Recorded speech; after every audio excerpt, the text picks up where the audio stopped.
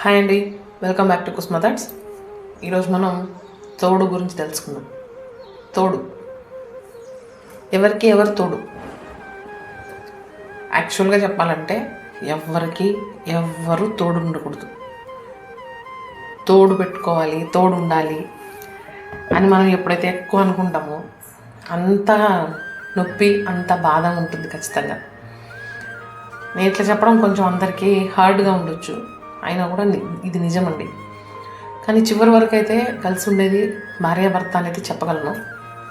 ఒక మంచి తోడు దొరకడం అది అబ్బాయికి కానీ అమ్మాయికి కానీ చాలా అదృష్టం.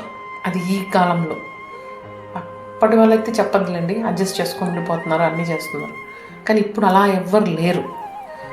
ఖచ్చితంగా ఒక తోడు ఎతకాలంటే ఎన్నో చూస్తున్నారు. ఆ అమ్మాయి ముందేంటి, ఉద్యోగం చేస్తుంది కదా, సంపాదిస్తుంది, ఏంటి, ఎవరినైనా లవ్ చేసిందా, చాలా ఉన్నాయి.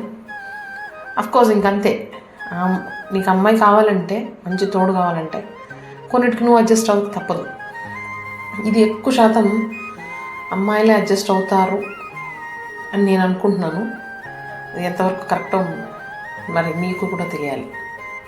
క్లారిటీగా చెప్పాలంటే భర్తను అర్థం చేసుకొని ఒక తోడుగా నిలబడ్డం, కష్టకాలంలో కానివ్వండి, డబ్బు లేనప్పుడు కానివ్వండి, తను ఏదన్నా ఆపదలో ఉన్నప్పుడు కానివ్వండి, నిలబడిన తోడు, అలా తోడు వచ్చింది మాత్రం జీవితంలో ఎప్పుడూ మర్చిపోరండి ఎవరైనా సరే. అలాంటి తోడు మాత్రమే కావాలి ఎవరికైనా. అప్పుడు వాళ్ళు నిజమైన అదృష్టవంతులు. ఇది నా ఫీలింగ్. అఫ్కోర్స్ నా వయసులో ఉన్న ప్రతి ఒక్క ఆడ మనిషి ఫీలింగ్ ఇదే అనుకుంటాను.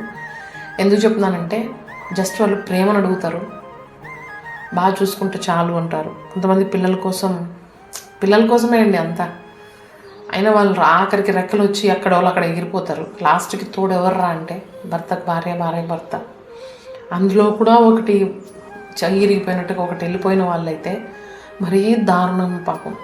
అది మన చేతిలో లేదు. అందుకే చెప్తున్నా, ఎవరి మీద ఎవరు ఎక్కువ డిపెండ్ అవ్వడం కానీ, ఎవరి మీద ఎవరు ఎక్కువ హోప్స్ పెట్టుకోవడం కానీ చేయకుండా ఉండడమే మంచిదండి.